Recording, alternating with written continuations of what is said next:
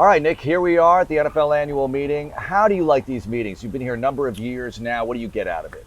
Yeah, more than anything, it's just kind of a rules discussion, some of the things that are pertinent and relevant. I'd say this year there was only a handful of things that were really sort of on the table for discussion. Some of the other things are more procedural more than anything else. So just get more information, kind of get an idea of where the league stands on certain topics or certain ideas, and maybe what some of the emphasis points will be moving forward into the season. All right, kickoff, touchback to the 35-yard line. What is this going to mean for the NFL, for the Texans, too?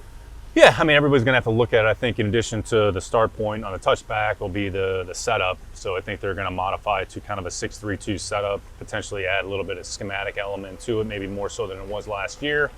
Obviously, the start point is a little bit further than it was last year, so you just have to figure out from how do you want to handle it strategically. So every team will probably handle it differently. I think the league is encouraging they want more returns. There's some other things that come along with that as well. So, I mean, put the ball in the 35 as a touchback and you get one first down here midfield. So puts the defense in maybe a little bit of a disadvantage, but we'll handle it accordingly and deal with it however we need to. I won't ask you too much about the tush-push, but were the conversations interesting? Just tell us that. Yeah, I think it's really about the quarterback sneak, and I think that play over the course of time has evolved from how Brady ran it to how Josh Allen runs it to how Philadelphia runs it with Hurts, and I think it's really each team does a little bit differently. Well, all the idea is just trying to generate 1 yard and try to convert the first down and kind of keep the chains moving. So it was a good discussion. I think there's going to be some further discussion about it moving forward. So I think in the end, everybody's just going to go about their business however they need to and just understand the rules that are associated with it. You've got the draft coming up in 3 weeks. I know you're looking forward to that, but how do you feel about offseason acquisitions so far? Yeah, for sure. I mean, we've talked about this. The team's going to change over probably 25-30% each year. So we're able to keep some players from last year's team, added some new players that weren't here, made a few trades. So I think the team building process is very fluid. So we're kind of through the March, sort of April period, if you will, from a free agency standpoint. Now we'll shift our focus to the draft and kind of get ready for the end of the month. Hopefully we can add players to our team that we feel are going to help us.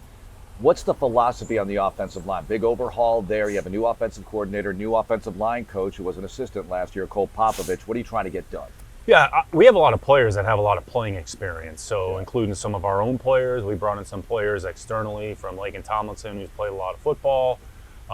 Signed Trent, who's coming back a little bit from an injury, so we'll kind of see how he progresses. Signed Cam Robinson. So I think when you look at that group overall, have a lot of players that have played a lot of football, that have played a lot of snaps. The big thing now is kind of focus what can they do in our system, and we'll get more information as we go from the spring through the summer and into training camp.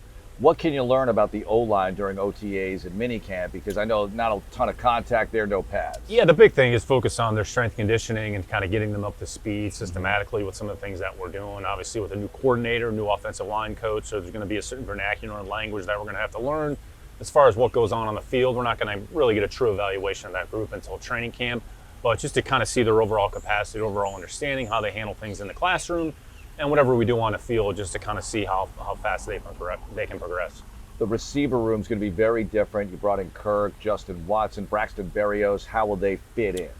Yeah, everybody's going to kind of create their role based on their performance. So varying levels of experience within that group. Kirk is a player that we've played against twice a year here for the last few years. With Nico returning, we'll kind of see how Tank progresses. I think D'Amico had some comments about him the other day. So we'll kind of take it day by day, but it's a good opportunity for some new faces, in addition to some of the players that are returning. Everybody wants to talk about Nico. We got Metch coming back. We got Hutch coming back. Have some of our younger players who are on the practice squad last season, Jared Wayne, Xavier Johnson, who potentially are going to put themselves in a position to compete for some snaps. I won't ask you about all the position groups, but on defense, bringing in C.J. Gardner-Johnson, real vocal guy, high energy, kind of matches up with Aziz that way, and you were able to make some changes on the D-line and bring back Mario as well and Derek Barnett. Yeah, I mean, we felt our defense was a strength last year. Hopefully we want to be able to maintain a strength and be able to build on that. So some of the players that we re-signed, in addition to some of the players that we acquired, you mentioned CJ. CJ's a good football player. He's had an impact on whatever team he's been with. So loves playing football, a lot of energy, a lot of juice. Certainly fits with our mindset and mentality on that defensive side of the ball. So I think holistically as a team, we're just trying to create as much competition offensively, defensively, in the kicking game as possible, understanding we're going to need all three phases at some point. When you go into the draft, I guess every year is different because you have different needs, but I know you don't like to entirely draft on need. So how do you approach this year's draft? Yeah, very similarly. We'll go through the process of stacking the board. We're grading the player based on what we think their role potentially is going to be in our system. and we're just going to pick the best players that we feel fit the Houston Texans. So there's no positions that are really off limits. We've never really approached it that way. Really don't foresee that changing here this year. So try to get good players with the right mindset that have a good physical skill set and inject them into our system and see how quickly we can bring them along. We taught you at the Combine, and at these meetings too, are the seedlings being planted for potential trades, dealings, just laying some possible framework? Yes and no. You're probably a little further out from some of that, and especially right now where we're scheduled to pick at 25. Probably not too much is going on. A lot of discussions that are probably taking place and more at the top of the draft, but those discussions will pick up as you get a little bit closer to the draft. How much it affects us, how materially it affects us, probably TBD on that. Yeah, I talked to D'Amico Ryans about this. I'm struck by how many guys are in the building working out prior to off-season conditioning starting. It feels like dozens of guys are in the building at a time of year where you don't always see this many people. It's awesome. It's tremendous. It's a credit to the players. It's a credit to our strength conditioning staff and overall sports performance staff. And we've talked about, we want to be able to provide the players with the resources that they need so they don't have to go elsewhere in the off season. So we've probably had 30 players. We've had some players that we've signed in the off season who have went to other teams who have made positive comments about the number of people that are in the building, which tells us we've got the right people with the right mentality and the right mindset that are here to work and try to improve. And that's all we can ask. It feels like strength and conditioning. Sometimes those guys are the unsung heroes of the coaching staff because they spend so much time with the players. Sometimes they spend more time with the players than the actual coaches do. Yeah. But this time of the year is about your strength conditioning, your overall physical development, and the players that can help them in those areas. Those are the people that they spend time with. All right, tell us about whatever you could share. You're walking through the halls here at the receptions.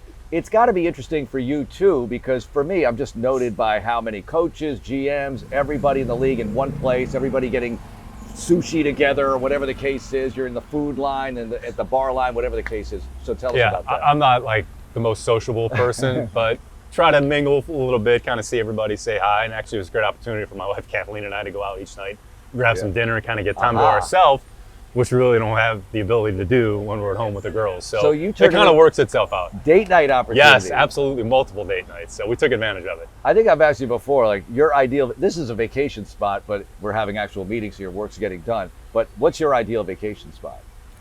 No, this is a good place. We obviously spend time up north during the summer. So we're kind of partial to certain areas that we know. Our girls went skiing for the first time over their spring break, which was during free agency. I can't ski, I'm kind of useless. So they went to Beaver Creek, they had fun. So we'll go wherever. I mean, but we have certain spots. We've been to Amelia Island a few times. We obviously spent some time up north in the Cape over the summer. So try to go to those spots. At some point, our girls are asking when we're going to Europe. So I guess that's the next place on the agenda.